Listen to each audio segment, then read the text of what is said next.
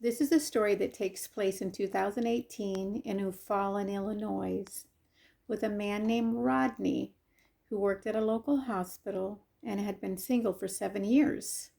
He decided he wanted a relationship and to get married. In the meantime, he was corresponding with a woman from the Philippines through Facebook. One day when he was talking to her, he noticed that there was someone in the background. The woman said, "Oh, that's my sister Johanna. She just came from Kuwait. She was there on a 2-year work visa." Rodney wanted to meet her. Rodney was 55 and Johanna was 30 years old. They started corresponding and they really liked each other. They took their correspondence out of Facebook and into Skype and other means of communication. That was in 2018. Then in 2019, Rodney decides that he wants to marry Johanna. He starts sending her money, $100 every few weeks to help her and her family out since they were living in poverty there in the Philippines. He flies over to Manila and they plan to meet there, and he pays an agency in Manila to start the petition process for them. It's called a rapid petition, I guess. He paid that agency about $863 every month for 4 months. Then in February of 2020, Johanna gets approved and she arrives in the United States in April of 2020. Then they get married May 1st, 2020. During the meantime, Johanna's complaining about being bored. He's working long hours at the hospital, and there's COVID. We're dealing with COVID. So there isn't much that they can do. Rodney introduces her to a friend at work so she can have somebody to hang out with.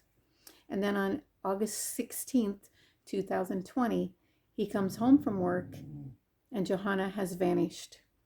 She's nowhere to be found. She left all of her clothes.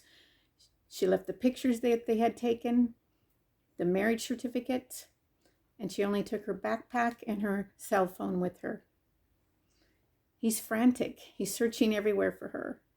He can't find her. He, of course, talks to her family, and they tell him that Johanna complained that she was being treated like a slave. He couldn't figure that out. She was just at home, cleaning house and cooking. Then he receives an email from her stating, "I'm no longer yours." Rodney thought that maybe she ran off with another guy. But whatever she did, she's in the United States illegally right now. And she came here on a fiance visa and married Rodney to stay here. Rodney has contacted USCIS to make a complaint that he has been used and that she has vanished. So who knows what's going to happen. But in the meantime, Rodney is devastated. He is brokenhearted. Let this be another case, another example that desperate people do desperate things. And Rodney is just another person that has been used. What could Rodney have done different? Love is blind. But in the meantime, this is just another sad story about people being used for the green card. Until next time, bye.